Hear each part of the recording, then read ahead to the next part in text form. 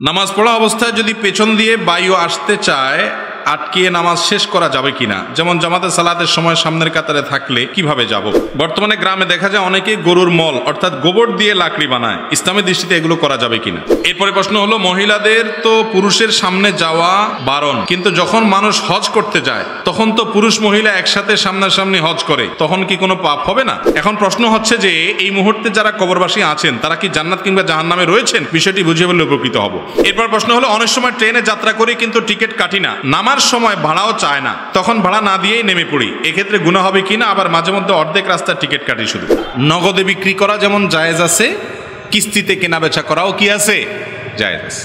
একটা জিনিসের দাম 100 টাকা, আপনি একসাথে নগদ 100 টাকাও বিক্রি করতে পারেন, আবার 10 কিস্তিতে সেটাকে 10 টাকা 10 টাকা করে 10 মাসে 10 টাকা করে দিয়ে 100 টাকা পরিশোধ করলো ক্রেতা, সেই সুযোগ দিয়ে আপনি কিস্তিতেও বিক্রি করতে পারেন, কোনো অসুবিধা নাই। সাহাবা একরামদের মধ্যে এই কিস্তিতে কেনা বেচা করার প্রচলন ছিল, এ মর্মে বেশ অনেকগুলো হাদিস পাওয়া যায়, যার কারণে কোনো বস্তু কেনা বেচার ক্ষেত্রে নগদে বেচা যেমন জায়েজ, বাকিতে বেচা যেমন জায়েজ, কিস্তিতে বেচাও কি আছে? জায়েজ আছে। এমনকি কিস্তিতে বিক্রি করার কারণে দামের ক্ষেত্রে যে হেরফের হয়, যে কিস্তিতে বিক্রির কারণে হয়তো বিক্রেতা দাম একটু বেশি নেয়, সেটাও হারাম না, সেটাও কি না? হারাম না। কথাকে বুঝাতে পারছি? অতএব কিস্তিতে কেনা বেচা করা মৌলিকভাবে কোনো নাজায়েজ বা গুনাহের বিষয় নয়, এটা কিনতেও পারেন, বিক্রিও করতে পারেন। এরপরে প্রশ্ন হলো, ইমামের পেছনে নামাজ পড়ার সময় অনেক মানুষ হাত বাঁধা অবস্থায় মোবাইল ফোন আসলে এক হাত ছেড়ে ফোন কেটে মোবাইল বন্ধ করে হাত ধরে, তাহলে কি নামাজের ক্ষতি হবে, অর্থাৎ নামাজ হবে কিনা? মোবাইলের কল আসছে, ফোন বেজে উঠছে, আপনি নামাজের মধ্যে সলাতের মধ্যে 2 হাত বাঁধা আছেন, এক হাত দিয়া মোবাইলটাকে নিয়ে বের করে এরপরে আপনি লাল বাটন টিপে আপনি কলটা কেটে দিলেন অথবা মোবাইলটা সাইলেন্ট করলেন, এটা আপনার জন্য জায়েজ আছে কিনা? উত্তর হলো, যদি আপনি আলতোভাবে খুব সতর্কতার সাথে মোবাইলের গলা টিপে ধরতে পারেন, যে মোবাইল ডিস্টার্ব করতেছে, আওয়াজ হচ্ছে, রিংটোন বেজে উঠছে বা অ্যালার্ম বেজে উঠছে, আপনি হাত দিয়ে, কথার কথা পাঞ্জাবির পকেটে আছে বা প্যান্টের পকেটে আছে, হাত দিয়ে যার যার মোবাইল তার একটা অনুমান আছে যে কোন জায়গায় বাটনটা আছে, টিপ দিলে থামবে এটা, অতএব ওই গলাটা কোন জায়গায় আছে ওটা দেখে গলায় চিপ দিয়ে দিলেন, শেষ। এটা করলে আপনার নামাজের কোনো ক্ষতি হবে না। কিন্তু যদি আপনি এটা করতে গিয়ে এত সময় নেন যে একেবারে হাত দিয়া মোবাইলটা বের করে কে কল দিছে ভালো করে দেখলেন, নামটা কি দেখলেন, দেখে তারে মনে মনে 2-4টা গালিও দিলেন, এরপরে আপনি কাটলেন, অর্থাৎ অনেক কাহিনী করলেন, এত কাহিনী যদি আপনি করেন তাহলে আমলে কাসির হবে, আর আমলে কাসির হলে আপনার নামাজ নষ্ট হয়ে যাবে। কথা কি বুঝাতে পারছি? আমাদের সমাজে 2 রকমের সমস্যাই আছে। কিছু লোক আছে নামাজের মধ্যে মোবাইলে কল বেজে উঠলে, ফোন বেজে উঠলে উনি মোবাইলটা নিয়ে ওইটা নিয়ে অ্যানালাইসিস শুরু করেন, যে কে কল করলো, কোত্থেকে করলো, এর কি বিবেচনা নাই, বিবেক বুদ্ধি নাই, আমি এখন নামাজে আসি, উনি অ্যানালাইসিস শুরু করেন এবং কাটেন, পারলে আবার সুইচ বন্ধ করেন, হ্যাঁ, সাইলেন্ট মোড অন করেন, এত কাহিনী করতে করতে এরপরে আবার মোবাইলটা রাখেন। এত কাহিনী করলে এটা আমলে কাসির হতে পারে, আমলে কাসির হতে পারে। এটা বোঝা যাবে কিভাবে আমলে কাসির হলো কিনা? আপনার মোবাইল টেপার ভাবটা যদি এরকম হয়, ধরেন আপনি এমনভাবে মগ্ন হয়ে মোবাইলের দিকে তাকায় টিপাটিপি করতেছেন যে দূর থেকে একজন মানুষ দেখে আপনাকে যদি সন্দেহের মধ্যে পড়ে যায় লোকটা নামাজে আছে নাকি মোবাইল টিপতেছে, যদি তার এরকম মনে হয় যে লোকটা মনে হয় নামাজে নাই, দাঁড়ায় দাঁড়ায় মনে হয় মোবাইল টিপতেছে, হাত এখানে রাখছে, হয়তো হাত ভাঙা বা হাতে কোনো সমস্যা আছে, এই জন্য এখানে এক হাত আছে আর এক হাতে মোবাইল টিপতেছে, একজন মানুষ দূর থেকে দেখে যদি আপনার ব্যাপারে এরকম সন্দেহ করার মতো পরিবেশ থাকে, অর্থাৎ আপনি এত বেশি টিপাটিপি করেন, এরকম সন্দেহ করার সুযোগ যদি থাকে, তাহলে সেক্ষেত্রে এটা আমলে কাসির হবে, এর কারণে নামাজ নষ্ট হয়ে যাবে। কথা কি বুঝাতে পারছি? আর যদি আপনি আলতোভাবে মোবাইলটা কোনো রকম চাপ দিয়ে বন্ধ করে রেখে দেন, হ্যাঁ, একটা না হলে 2টা, 2টা না হলে 5টা চাপ দিলেন, হাত দিয়ে সাইডে হাত দিয়ে কোনো রকম চাপ দিয়ে বন্ধ করলেন, কোনোভাবে বন্ধ হচ্ছে না, তাড়াতাড়ি আস্তে করে বের করে বন্ধ করে আবার রেখে দিলেন, মানে একবারে দেখা দেখি এত কাহিনী না করলেন, আলতোভাবে করে ফেললেন, তাতে আপনার নামাজ হয়ে যাবে এবং মানুষও, মুসল্লিরাও আপনার বিরক্তি থেকে বেঁচে যাবে। কিছু মানুষ আছে যে দেখে টিপতে থাকে অনবরত, তারা আমলে কাসির করে নামাজ নষ্ট করে। আবার কিছু মানুষ আছে মোবাইল বাজতে থাকে, সে তার হাত ছাড়ে না যে না নামাজ নষ্ট করা যাবে না, সবার মনোযোগ নষ্ট হয় হোক, কিন্তু আমার নামাজ নষ্ট করা যাবে না, হাত এরকম ধরেই রাখে। হাত বাঁধাটা ফরজ না ওয়াজিব? নামাজের মধ্যে হাত বাঁধা এটা কি ফরজ নাকি ওয়াজিব? ফরজ না ওয়াজিব? সন্দেহের মধ্যে পড়ে গেছেন। ফরজের পক্ষে যারা হাত তোলেন, নামাজের মধ্যে হাত বাঁধা ফরজ, এর পক্ষে যারা আছেন হাত তোলেন। মাত্র একটা হাত উঠলো, তাও নামে ফেলছে বেচারা। ওয়াজিবের পক্ষে যারা আছেন হাত তোলেন। মাশাআল্লাহ, এই পক্ষে কিছু হাত উঠছে। বোঝা গেল যে বেশিরভাগ মানুষ আপনারা জানেন আসলটা। নামাজের মধ্যে হাত বাঁধাটা কি সুন্নাত। অতএব সুন্নাত তরক হলে নামাজ হবে কি হবে না? হবে। বিধায় আপনার নামাজের মধ্যে মোবাইলে কল আসছে, আপনি হাত একটু ছাড়লেন, একটু কিছু সময়ের জন্য ছাড়লেন, তাতে আপনার নামাজ হয়ে যাবে, অসুবিধা হবে না। কিন্তু আপনি আমলে কাসির করলে, টিপাটিপি করে একেবারে এমন কিছু করলেন যে দর্শক আপনাকে দেখে সন্দেহের মধ্যে পড়ে যায় নামাজে আছেন কিনা, তাহলে নামাজ হবে না। কথা কি বুঝাতে পারছি? অনেকে আছে যে মশার কামড়ে বেচারা অস্থির। মশা হয়তো তার শরীরে এমনভাবে হুল ঢুকাই দিছে যে ব্যথা জ্বলা যন্ত্রণা শুরু হয়েছে, তারপরেও সে চোখ মুখ লাল হয়ে যাচ্ছে, কিন্তু বেচারা মশা তাড়াইতে যায় না যদি নামাজ নষ্ট হয়ে যায়। আছে না? না এরকম না ভাই, আপনি আস্তে করে মশারে তাড়াই দেন, দৌড়াই দেন, এরপরে নামাজ পড়েন। আবার একবারে মশা মারার জন্য একেবারে আপনি অ্যাকশন নিয়ে মশা নিয়ে জোর করে এমনভাবে দিলেন জিত করে, তাহলে কিন্তু আমলে কাসির হয়ে নামাজ ভাঙার সম্ভাবনা আছে। খোলাসা কথা হলো, নামাজের মধ্যে মোবাইল বেজে উঠলে, কোনো শরীরে কোনো জায়গায় চুলকাচ্ছে, বা মোবাইলে আপনার মশা কামড় দিয়েছে, বা কোনো ডিস্টার্ব হয়েছে, কথার কথা আপনার বাচ্চা আপনাকে এত ডিস্টার্ব করছে যে কোনোভাবে আপনি সেখানে সালাত আদায় করতে পারছেন না, সামনে এমন কিছু এসে পড়ছে, কোনোভাবে আপনি সেখানে সালাত আদায় করতে পারছেন না, সেদার রুকু দিতে পারছেন না, আস্তে করে আলতো করে সরাই দিলেন, কিন্তু আপনি নামাজের যে নামাজের যে অবস্থা তার মধ্যেই আছেন, আপনাকে দেখে নামাজে যে আছেন এটা বোঝা যায়। এইরকম অবস্থার মধ্যে আলতো করে যদি সমস্যার সমাধান করে ফেলেন, তাতে কোনো অসুবিধা হবে না। একটু উপরে উঠাই দাও ভাই, এই ঝগড়া করেন না ভাই, একটু উপরে উঠে দেন, আপনি উপরে উঠে দেন। হ্যাঁ জি ভাই, এরপরের প্রশ্ন। বিসমিল্লাহ। আপনার একটি লেকচারে শুনেছি সন্তান জন্মের 7 দিনের সুন্নাতে খাতনা অর্থাৎ মুসলমানি করা সুন্নাত যদি করানো হয় তাহলে কি ফিতনা সৃষ্টি হতে পারে? যেমন এটা দেখে অনেকেই চিন্তা ভাবনা অনেক গভীর যেতে পারে। 7 দিনে খাতনা করা সুন্নাত, 7ম দিনে মাথার চুল চাচা মুন্ডন করা সুন্নাত। খাতনা 7ম দিনে করতে হবে এমন কোনো বাধ্যবাধকতা নেই, আগে পরেও হতে পারে।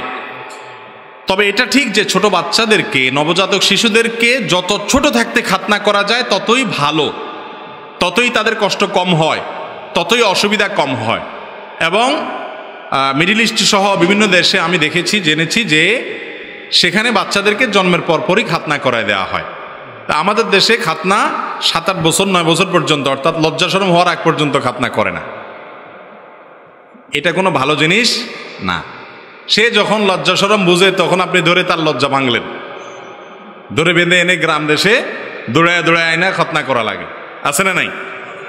তো এটা তো ভালো কিছু না। তাছাড়া বয়স যত বেশি হয়ে যায় এই ক্ষত শুকাইতে তত বেশি সময় লাগে, এই জন্য আগে খাতনা করা কি ভালো। কিন্তু এর মানে এই না যেটা না করলে কোনো অসুবিধা হবে, কোনো গুনাহ হবে, হ্যাঁ এরকম না। 7ম দিনে মাথা মুন্ডন করাটা কি, সেটাও যদি অসুবিধা হয় পরে করলেও অসুবিধা নাই।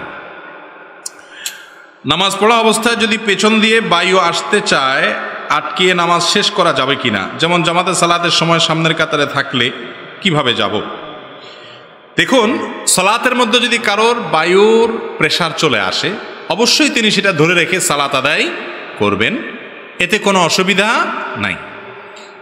কিন্তু সালাতের আগে, ধরেন সালাতের বাকি আছে আর 10 মিনিট, আর সময়টা হলো কনকনে শীতের সময়, আপনার বায়ুর প্রেসার আসছে, তখন যদি আপনি চাপাচাপি করে ধরে রাখেন যে 10 মিনিট আমি যদি পার করতে পারি, সাথে আর 5-7 মিনিট যোগ করলে এই 15-20 মিনিট এটা সহ্য করতে পারলে আমার আর ঠান্ডা পানিতে উজুটা করা লাগে না, এই চিন্তা থেকে যদি আপনি চাপাচাপি করে আটকায় রাখেন তাহলে সেটা কিন্তু গর্হিত কাজ, সেটা কিন্তু ভুল অন্যায় কাজ। কারণ আপনার এই চাপাচাপি করে আটকায় রেখে যদি নামাজ পড়েন, নামাজে মনোযোগ থাকবে না।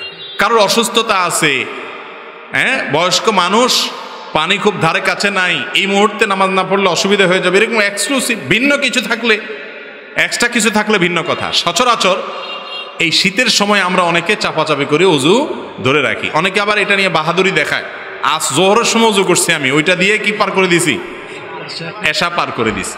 হ্যাঁ, যদি আপনার পেশাবের বেগ না আসে, বায়ুর বেগ না আসে, আপনি পার করেন, অসুবিধা নেই। কিন্তু বেগ আছে, তাও আপনি ধরে রেখে বীরত্ব জাহির করতেছেন, আপনি বীর না, আপনি ভীরু। ভীরু বুঝছেন, মানে কাপুরুষ। কাপুরুষ কেন?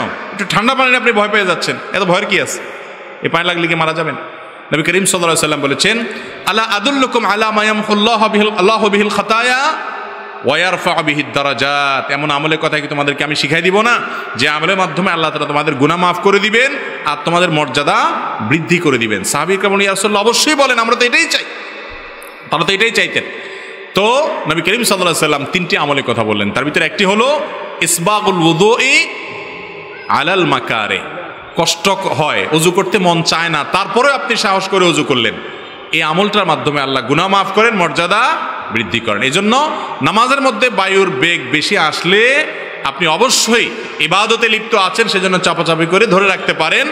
কিন্তু নামাজের বাইরে আপনার আর 5, 10, 15, 20 মিনিট আছে নামাজের, মাগরিবের পরে এখন পেশাবের বেগ আসছে, তারপর আপনি ধরে রাখছেন যে না, এশা ছাড়া এটা করা যাবে না, এশাটা শেষ হয়ে গেলে আমি যাই শান্তি মতো ছেড়ে দিব, তাহলে আপনি নামাজটাকে মনোযোগের সাথে আদায় করলেন না, এই জন্য সেটা দোষণীয়। আর নামাজের মধ্যে যদি কারোর বায়ুর বেগটা এত বেশি আসে, যেটা আটকে রাখতে রাখতে বেচার অবস্থা বেশি খারাপ, অনেক অবস্থা কাহিল হয়ে যাবে, এবং এরকম ভয়াবহ পরিস্থিতি যে হয়তো কাপড় চোপড় নষ্ট হওয়ার আশঙ্কা হতে পারে। এরকম যদি হয় তাহলে তার জন্য ওইটা ছেড়ে দেওয়া কি হবে না, গুনাহ হবে না, জায়েজ হবে ইনশাআল্লাহ। এরপরে প্রশ্ন হলো, বর্তমানে গ্রামে দেখা যায় অনেকে গরুর মল অর্থাৎ গোবর দিয়ে লাকড়ি বানায়, ইসলামের দৃষ্টিতে এগুলো করা যাবে কিনা? গরুর মল অর্থাৎ গোবর, এটা দিয়ে যদি লাকড়ি বানান, এটা শুকিয়ে যখন যায়, এটা দিয়ে ভাত তরকারি রান্না করে খেতে কোনো অসুবিধা নাই।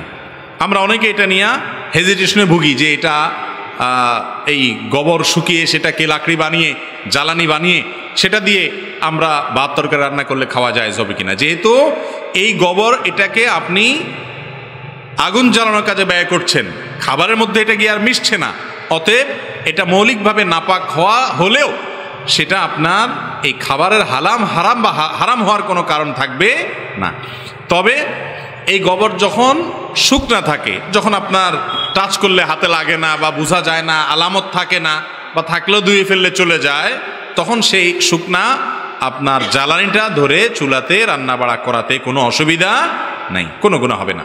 আমরা এটা নিয়ে হেজিটেশন ভোগার কোনো কারণ নাই। সাধারণ লাকড়ি, এটা দিয়ে রান্না বাড়া করলে যেরকম জায়েজ আছে, গরুর গোবর এটা দিয়ে জ্বালানি বানিয়ে সেটা দিয়ে রান্না বাড়া করলেও কি হবে, জায়েজ হবে। আপনি কি খাচ্ছেন সেটা হলো বিষয়। আপনার পাতিলে যে রান্নাটা হচ্ছে সেটা হালাল নাকি হারাম, ওইটা কোন উপার্জন দিয়ে করেছেন সেটা হলো বিষয়। জ্বালানিটা এটা যদি নাপাক হয়, তারপরেও আপনার শুকায় গেছে, আপনি সেটাকে জ্বালানি হিসেবে ব্যবহার করছেন, তাতে কোনো অসুবিধা হবে না ইনশাআল্লাহ। এরপরে প্রশ্ন হলো, মহিলাদের তো পুরুষের সামনে যাওয়া বারণ, কিন্তু যখন মানুষ হজ করতে যায় তখন তো পুরুষ মহিলা একসাথে সামনাসামনি হজ করে, তখন কি কোনো পাপ হবে না?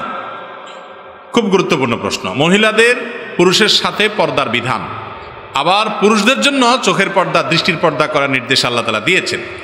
হজ এবং উমরায় নারী এবং পুরুষ সবাই একই সঙ্গে যাওয়া আসা করতে হয়, আলাদা করে রাস্তা, আলাদা করে সবকিছু পৃথক করার সুযোগ নাই। সবাই মিনা যেতে হয় দলে দলে, মুজদালিফা যেতে হয় দলে দলে, সেখানে পুরুষদের আলাদা মহিলাদের আলাদা করা সম্ভব হয় না। মসজিদুল হারামে, মদিনাতে মসজিদে নববীতে সেখানে আলাদা করা সম্ভব হয়, এই জন্য সেখানে আলাদা করে দেওয়া হয়েছে, পুরুষরা আলাদা মহিলা আলাদা সালাত আদায় করে। কিন্তু হজ এবং উমরার জন্য এক জায়গা থেকে আরেক জায়গায় যেতে হয়, স্বামী স্ত্রী একসাথে যখন হজ করে আলাদা আলাদা কিভাবে যাবে? তো সেই জন্য সেখানে নারী পুরুষ একই সঙ্গে যাওয়া আসা করে। এরপরও সেখানে নারীরা তাদের মুখ সচরাচর নেকাব দিয়ে যেরকম ঢাকে, সেলাই করা ওড়না দিয়ে সেটা করবে না ইহরামরত অবস্থায়। কিন্তু যেহেতু প্রচুর পরিমাণে মানুষ এখন উমরা এবং হজে অংশগ্রহণ করে, অতএব ওড়না টেনে দিবে যাতে করে পরপুরুষ তার সৌন্দর্য দেখতে না পারে। এক কথায় তিনি পর্দার বিধান মেনেই কি করতে হবে? হজ এবং ওমরা করতে হবে। অনেক মা বোন আছেন এই ভুলটা করেন, ওমরা বা হজ করতে গিয়ে দেখা যায় তারা পর্দার বিধানটা মানেন না, অথচ ওখানেও পর্দার বিধান কি আছে? প্রযোজ্য আছে। আমাদের আয়েশা রাদিয়াল্লাহু তাআলা আনহা যখন হজ করেছেন, তিনি তার সম্পর্কে বলেছেন যে পুরুষ যখন কেউ আমার দৃষ্টির এরিয়াতে পড়ে আসে, সাথে সাথে আমি আমার সৌন্দর্যকে ঢেকে নেই, পর্দা করে ফেলি। তার মানে হলো যে কোনো জায়গায় পুরুষ নাই, পরপুরুষ নাই, তাহলে সেখানে একজন নারী ইহরামরত অবস্থাতে তিনি তার মুখমণ্ডল এগুলো খোলা রাখতে পারেন, কিন্তু যখন কোনো পরপুরুষ চলে আসবে তখন ঢেকে ফেলতে হবে। আর হজ ওমরাতে বিশেষ করে যখন মিনাতে যায়, মুজদালেফা যায়, জামরাতে পাথর মারতে যায়, যাওয়া আসার পথে এই জায়গাগুলোতে আরাফাতে অবস্থানের সময় ওই টাইমে এত লক্ষ লক্ষ মানুষ এখন তাকালেই চতুর্দিকে পরপুরুষ আর পরপুরুষ, সেজন্য সেই জায়গাতে তাদের সৌন্দর্য ঢাকবে এবং পর্দা করবে। তবে তার জন্য অনেক উলামা একরাম অনেকে বলেছেন যে ওড়না থাকবে, সেটাকে টেনে দিবে, মুখকে একদম বেঁধে ফেলবে না, কিন্তু পর্দা করার চেষ্টা হজ ওমরাতেও থাকতে হবে। নারী পুরুষ একসাথে চলাফেরা করছে, যার যার মতো সে, নারী তার সৌন্দর্যকে ঢেকে ঢুকে চলছে, পুরুষ তার দৃষ্টিকে ঢেকে ঢুকে হেফাজত রেখে নিয়ন্ত্রণ করে চলছে, এভাবে পর্দা হতে পারে, কোনো অসুবিধা নেই। এরপরে প্রশ্ন হলো, নাস্তিকরা কি জান্নাত পাবে? তারা তো আল্লাহকে এক বিন্দু বিশ্বাস করে না। নাস্তিকরা, অমুসলিমরা তারা জান্নাত পাবে কিনা? আমাদের অনেক ভাইরা প্রশ্ন করেন, ভাই এই যে বিদ্যুৎ, এই বিদ্যুৎ যে বেচারা আবিষ্কার করছে সে মুসলমান না অমুসলমান? অমুসলমান। এই বেচারা অমুসলমান, তার আবিষ্কার করা বিদ্যুৎ দিয়ে কোরআন পড়ে আপনি জান্নাতে যেতে চান। মাইক আবিষ্কারকারী হয়তো অমুসলমান, তার মাইক দিয়া ওয়াজ করে, ওয়াজ শুনে, কোরআন তেলাওয়াত করে আপনারা জান্নাতে যাবেন। এটা যে আবিষ্কার করছে, যারটা দিয়ে আপনারা এগুলা সব সুযোগ নিয়ে জান্নাতে যাচ্ছেন, সেই বেচারা কিভাবে জান্নাতে যাবে না? এরকম যুক্তি অনেকে দেয় কি দেয় না? তাদের যুক্তির জবাব এবং এই প্রশ্নের জবাব একই। সেটা হলো, যে লোকগুলো আল্লাহকে স্বীকার করে না তারা কি জান্নাত স্বীকার করে? আল্লাহকে যারা বিশ্বাস করে না তারা কি জান্নাত বিশ্বাস করে? তো যে লোকটা জান্নাত বিশ্বাস করে না, সেই ব্যক্তিকে টেনে যদি আপনি জান্নাতে নিতে চান, এটা কি তার প্রতি অনুগ্রহ হবে না তার প্রতি জুলুম হবে? কথা বুঝেন নাই? জীবদ্দশায় ওই লোকরা যদি বলতো ভাই চলেন জান্নাতে যাই, সে রাগ হইতো না? রাগ হইতো কি না? তার মরার পরে আপনি বলতেছেন RIP, রেস্ট ইন পিচ। দেখেন না ফেসবুকে, অমুসলমান মারা গেছে, লেখে কি? কয়দিন আগে লতা মঙ্গেশকর নামে একজন গায়িকা মারা গেছে, হায় রে মান মায়া কান্না আমাদের। অথচ সে দেশের রাজনৈতিক নেতারাই বলছেন বাবরি মসজিদ ভাঙার পর যে গান তৈরি করা হয়েছে উজ্জীবিত করার জন্য উগ্রদেরকে, এই মসজিদ ভাঙছে যারা তাদেরকে, সেটার গান তিনি রচনা করেছেন। অথচ মুসলমানের সন্তান তাকে অন্তঃস্থল থেকে ভালোবাসে। ইমানের লেভেল দেখছেন তো? লেখে কোনো মুসলমান মারা গেলে তার ভক্ত হলেই লেখে RIP, রেস্ট ইন পিচ। মুসলমান যখন শান্তিতে ঘুমাও এটা বলে, তখন তার উদ্দেশ্য হয় জান্নাতে যাও, ঠিক না ঠিক? মৃত্যুর পরে শান্তিতে ঘুমানোর জায়গায় কোথায়? জান্নাত। তো একজন অমুসলমানকে আপনি জান্নাতে নিয়ে যেতে চান, এটা তার প্রতি কোনো সুবিচার না, এটা তার প্রতি বরং কি, সে যেটারে বিশ্বাস করে না আপনি চাই না তারা সেখানে নিতে চাচ্ছেন কেন? সে যেটা বিশ্বাস করে না সেখানে সে যাবে না। অতএব কোনো নাস্তিক সে জান্নাতে যাবে, কোনো আল্লাহর প্রতি অবিশ্বাসকারী মানুষ জান্নাতে যাবে কেন? যাবে না, বুঝছেন তো? যেটা বিশ্বাস করে সেখানে যাবে কেন? এরপর প্রশ্ন হলো, জোহরের কিছুক্ষণ আগে সফরে বের হয়েছি, এখন আমি জানি আসরের আগে ওখানে কিছুতেই পৌঁছতে পারবো না, এক্ষেত্রে জোহরের নামাজকে আসরের সাথে পড়তে পারবো কি না, পারবো নাকি কাজা হয়ে যাবে? সফরে জোহর, আসর এবং মাগরিব, এশা এগুলো মুসাফির ব্যক্তি জমা করতে পারবে কিনা, অর্থাৎ একত্র করতে পারবে কিনা, এটা নিয়ে ফোকাহের মধ্যে মত পার্থক্য আছে। ইমাম আবু হানিফা রাহমাহুল্লাহর গবেষণা অনুযায়ী, কোরআন হাদিস অনুযায়ী উনি গবেষণা করে ওনার থট বলে যে না, মুসাফির সফরে জোহর, আসর এবং মাগরিব, এশা এই ওয়াক্তগুলো একটাকে আরেকটার সাথে মিলিয়ে পড়বে না, তবে জমায়ে সুরি করবে। জমায়ে সুরি কি? দৃশ্যত একত্র করা, জোহরকে লাস্ট ওয়াক্তে পড়া, আসরকে ফার্স্ট ওয়াক্তে করা, এটাও এক প্রকার জমা। এটার প্রবক্তা ওনারা। অন্যান্য অনেক ফোকায়ে কেরাম বলেন যে না, নবী করিম সাল্লাল্লাহু আলাইহি ওয়াসাল্লাম বিভিন্ন হাদিস থেকে বোঝা যায় সফরে জমা করার কথা। অতএব জোহর এবং আসর মুসাফির একসাথে পড়ে ফেলতে পারে, জোহরকে দেরি করে আসরের সাথে, অথবা আসরকে আগায় জোহরের সাথে আবার মাগরিব এসে একসাথে পড়তে পারে। এই দুই রকমের মত ফোকায়ে কেরামের মধ্যে আছে, এবং এটা নিয়ে আমাদের মধ্যে অনেকে আছে সুবিধা নেওয়া জায়েজ নাই। মাসআলা যেখান থেকে যেটা সুবিধা হলো সেখান থেকে সেটা নিয়ে নিলেন, এটা হলো আপনার প্রবৃত্তির অনুসরণ, কোরআন হাদিসের অনুসরণ হবে না। এরকম রোগ আমাদের মধ্যে আছে না নাই? যেখানে যেটা সহজ হয়, সুবিধা হয়, ওখান থেকে ওটা শুধু নেই, আছে না? এটা করা যাবে না। আল্লাহ আমাদেরকে বোঝার তৌফিক দান করুন। আমি ডিশ ও ইন্টারনেটে কাজ করি ও বিল তুলতে হয়, তখন বিভিন্ন মহিলাদের সাথে কথা হয়, নামাজ কালামও করি, সঠিক পথে চলতেও চেষ্টা করি, এই চাকরি করা যাবে কিনা?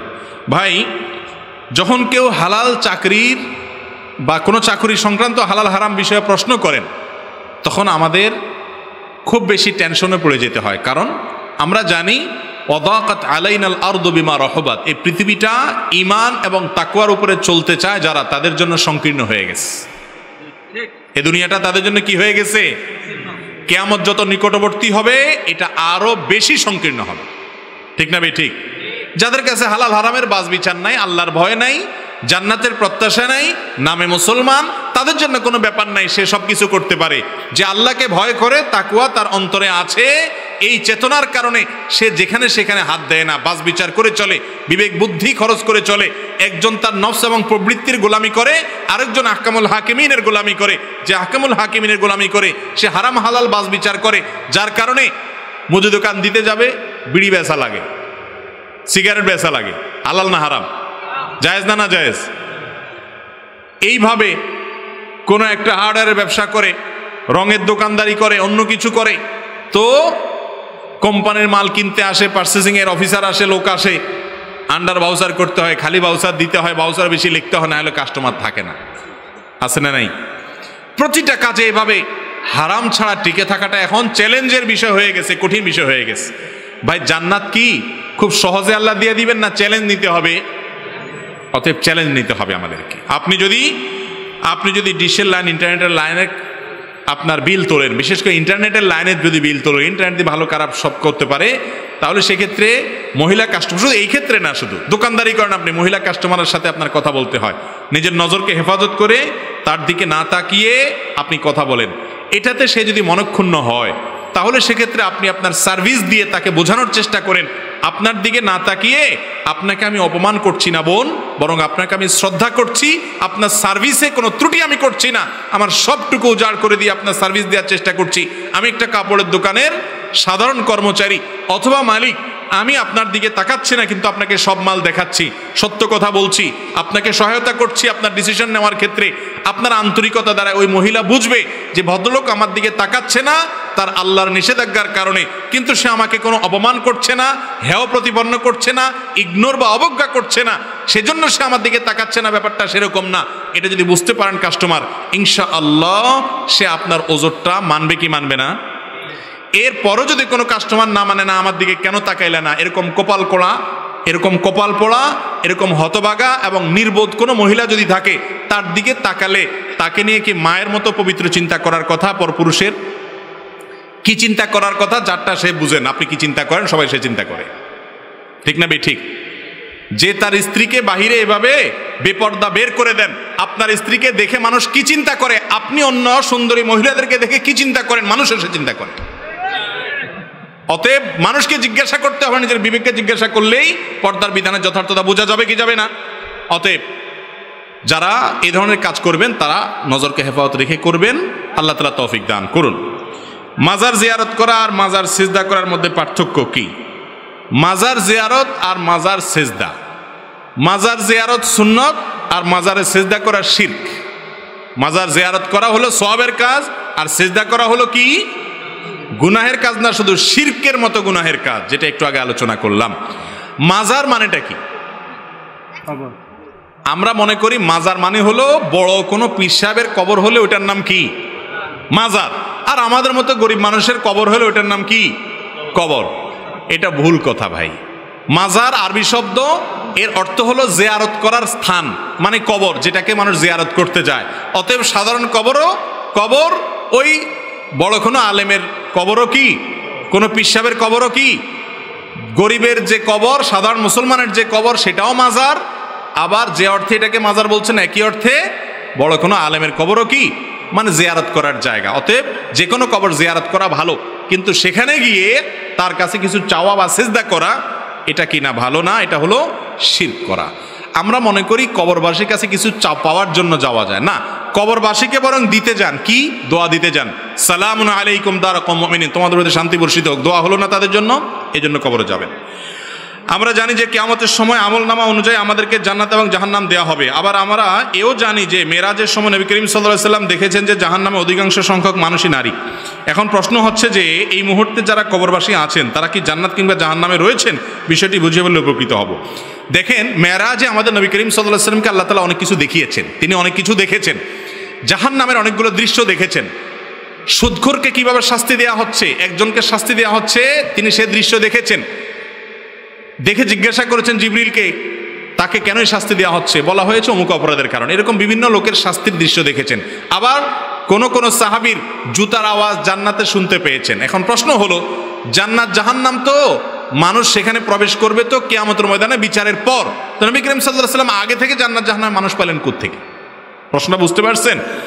এই প্রশ্নের উত্তর হলো, প্রথমত আলামুল গায়ব বা অদৃশ্যের জগৎ সম্পর্কে আমরা ধারণা করতে পারি, কল্পনা করতে পারি, তার প্রকৃত বাস্তবতা ইলম একমাত্র কার আছে?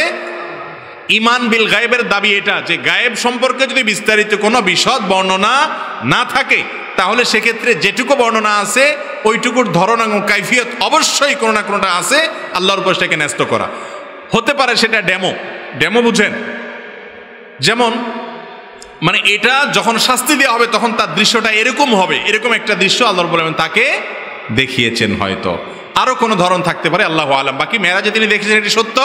আবার এটাও সত্য যে মানুষ জান্নাত জাহান্নামে যাবে হলো কখন? বিচার দিবসে ফয়সালার পরে, তার আগে না। এরপর প্রশ্ন হলো, অনেক সময় ট্রেনে যাত্রা করি কিন্তু টিকিট কাটি না, আমার নামার সময় ভাড়াও চায় না, তখন ভাড়া না দিয়েই নেমে পড়ি, এক্ষেত্রে গুনাহ হবে কিনা? আবার মাঝে মধ্যে অর্ধেক রাস্তার টিকিট কাটি শুধু। ভাই, বান্দার হক নষ্ট করলে গুনাহ শুধু হবে না, এমন গুনাহ হবে যে গুনার মাফ আল্লাহ নিজে করবেন না, ওই বান্দার কাছ থেকে কিয়ামতের ময়দানে মাফ নেওয়া ছাড়া উপায় থাকবে না। তো এই ধরনের পরিস্থিতি যদি হয় তাহলে টিকিট কি করবেন? কথার কথা 50 টাকার টিকিট ফাঁকি দিয়েছেন, বুঝেন নাই তখন, এখন আল্লাহর ভয় আসছি যে ট্রেনের টিকিট 50 টাকা ফাঁকি দিয়ে আপনি চলে গেছেন, টিকিট কাটেন নাই, ওই ট্রেনের টিকিট এখন 50 টাকার স্ট্যান্ডিং টিকিট কিনবেন, কিনে ওটা ছিঁড়ে ফেলে দিবেন, ট্রেনে আর উঠবেন না। তাহলে টাকাটা কোম্পানি পেয়ে গেল, রেল কর্তৃপক্ষ পেয়ে গেল, আপনিও দায়মুক্ত হয়ে গেলেন। বুঝেন নাই কথা? বুদ্ধিটা বুঝেন নাই? আপনি যত টাকার টিকিট ফাঁকি দিয়েছেন যোগ বিয়োগ করে দেখলেন সব মিলে 500 টাকা হয়েছে বা 2000 টাকা হবে, এর বেশি হবে না। তাহলে এবার রেলের টিকিট ফাঁকি দিয়েছেন, আপনি তো জানেন কোন রুটে চলাফেরা করেন, কিশোরগঞ্জ টু ঢাকা, আপনি এই রুটে চলাফেরা করে ফাঁকি ঝুঁকি দিয়েছেন, সব মিলে মোট এতবার হবে, এত টাকার বেশি না। অত টাকার ট্রেনের টিকিট কিনে স্ট্যান্ডিং টিকিট কিনলেন, কিনে সেটা ছিঁড়ে ফেলে দিলেন, আপনি ট্রেনে উঠলেন না কিন্তু টাকাটা ঢুকাই দিলেন, তাহলে টাকাটা মালিক পেয়ে গেল কি গেল না? আপনি দায়মুক্ত হয়ে যাবেন ইনশাআল্লাহ। এরপর প্রশ্ন হলো, প্রতিবেশীর হক কতটুকু? প্রতিবেশীর হক হলো তাকে কষ্ট না দেওয়া। প্রতিবেশীর হক কি ভাই? আপনার কোনো আচরণ দ্বারা যেন সে কষ্ট না পায়। আপনি জোরে কোরআন তেলাওয়াত শুনতেছেন, তার ঘুমের ক্ষতি হচ্ছে, এটা প্রতিবেশীর হক নষ্ট। আর গান শুনলে তো কথাই নেই। আপনার কোনো আওয়াজ দ্বারা, আপনার মোরগ দ্বারা, আপনার হাঁস দ্বারা, আপনার সন্তান সন্ততি দ্বারা, আপনার বাচ্চা কাচ্চা দ্বারা, আপনার গরু ছাগল দ্বারা, আপনার নিজের দ্বারা কোনোভাবে প্রতিবেশীর যেন কষ্ট না হয়, এটাই হলো প্রতিবেশীর মেইন হক। নবী করিম সাল্লাল্লাহু আলাইহি সাল্লাম বলেছেন, লা ইউমিন ওয়াল্লাহি লা ইউমিন ওয়াল্লাহি লা ইউমিন, ওই ব্যক্তি ঈমানদার না, ওই ব্যক্তি ঈমানদার না, ওই ব্যক্তি ঈমানদার না। কে? মাল্লা ইয়ামানু জারুহু বাওয়াইকাহু, যার প্রতিবেশী তার হাত মুখের ক্ষতি দ্বারা নিরাপদে থাকতে পারে না। অতএব প্রতিবেশী যাতে আপনার ক্ষতি দ্বারায় ক্ষতিগ্রস্ত না হয়, এটাই হলো তার মূল অধিকার। দ্বিতীয় অধিকার হলো, আল্লাহ আপনাকে কোনো নেয়ামত দিয়েছে, আপনার প্রতিবেশীকে সেখানে শরীক করবেন। নবী সাল্লাল্লাহু আলাইহি সাল্লাম বলেছেন, গোশত রান্না করেছো, ঝোল বাড়িয়ে দাও, যাতে প্রতিবেশী বাসায় একটু পাঠাও। আমরা ছোটবেলায় দেখেছি বাংলাদেশের প্রতিটা জেলায়, প্রতিটা অঞ্চলে কালচার ছিল, মা চাচিরা ভালো কিছু রান্না করলে, বাজার থেকে ভালো কিছু আনলে, এমনকি ফলমূল আনলে পাশের বাড়িতে, পাশের ঘরে একটু একটু হাদিয়া পাঠাইতেন। এখন এগুলো আছে আর নাই, সব ইয়ানফসি, সব স্বার্থপর। মোরালিটি, মূল্যবোধ, নীতিনৈতিকতা, আদর্শ, এগুলো আজ মুসলমানদের থেকেও হারিয়ে গেল। অথচ এগুলো ছাড়া ভালো মুসলমান হওয়া যাবে না। এরপর প্রশ্ন হলো, কোনো আলেম, নেতা বা ব্যক্তির অন্ধ অনুসরণ করা ঠিক হবে কিনা? অন্ধ অনুসরণ, যা শুনছি সব মানছি, সামিআনা ওয়া আতানা, শুনলাম এবং মানলাম, এটা কার বেলায়? শুধু আল্লাহর বেলা এবং তার রাসূল সাল্লাল্লাহু আলাইহি সাল্লামের বেলা। আল্লাহ রাসূল সাল্লাল্লাহু আলাইহি সাল্লাম ছাড়া আল্লাহর জমিনে অন্য কোনো মানুষ এমন নাই যার যা শুনবো সব অন্ধের মতো মানবো। এরকম কোনো মানুষ দুনিয়াতে একজনও আমার সব কথা মানবেন আমি সেই মানুষ না। আমি বড় বড় ইমামরা পর্যন্ত তাদের নিজেদের ব্যাপারেও তারা জানিয়েছেন এবং তাদের শিষ্যরা যারা ছিলেন তারাও অন্ধের মতো তাদের অনুসরণ করেন নাই। ইমাম আবু হানিফা রাহিমাহুল্লাহ তার যত মাসআলা ছিল, হাজার হাজার শত শত মাসআলায় তার ছাত্র ইমাম জুফার, ইমাম মুহাম্মদ, ইমাম আবু ইউসুফ রাহিমাহুমুল্লাহ তারা তাদের ওস্তাদাই মুহাম্মদ সাল্লাল্লাহু আলাইহি সাল্লাম ছাড়া আল্লাহর জমিনে আর কোনো মানুষ এমন নেই অন্ধের মতো তিনি যা বলবেন সব শুনবো। একটা কথা আছে ফার্সিতে, একটা কবিতা ওয়াজের ফাঁকে ফাঁকে আপনারা অনেক সময় শুনেন, বামায় সাজ্জা দারাঙ্গি কুন গরত পীরে মগা গোয়াদ কে সালেক বে খবর নবুয়ত জরা হো রুসমে মঞ্জিলহা। ফার্সি কবিতা। এটার অর্থ হলো, তোমাকে যদি পীরে মগা কোনো এরকম পীর, যে পীর খুব অভিজ্ঞ, সে যদি বলে তোমার জায়নামাজে মদ দিয়া এটাকে মাখাও, তাহলে তুমি সেটা করো, কারণ মদ হালাল না হারাম তোমার চাইতে সে বেশি জানে। সুবহানাল্লাহ বললেন না নাউজুবিল্লাহ বলবেন? আল্লাহ তাআলা মদ হারাম করেছেন, এখন যদি পিশাব খাইতে বলে বা এটা মাখাইতে বলে আপনি সেটা করবেন না করবেন না? এটা করার কোনো সুযোগ আছে? লা তাআতা লি মাখলুকিন ফি মাসিয়াতিল খালিক। আল্লাহর কথার বাইরে পৃথিবীতে কারোর কথা শোনার কোনো সুযোগ নাই। এরপর প্রশ্ন হলো, ফজরের জামাতে মাসের বেশিরভাগ দিন হাজির না হওয়ায় কি ক্ষতি হতে পারে? মাসের বেশিরভাগ দিন ফজর নামাজে হাজির হন না, কি ক্ষতি হবে? ক্ষতিটা হবে ইমানদারের খাতা থেকে নামটা কাটা গিয়ে মুনাফিকের খাতা নাম উঠবে।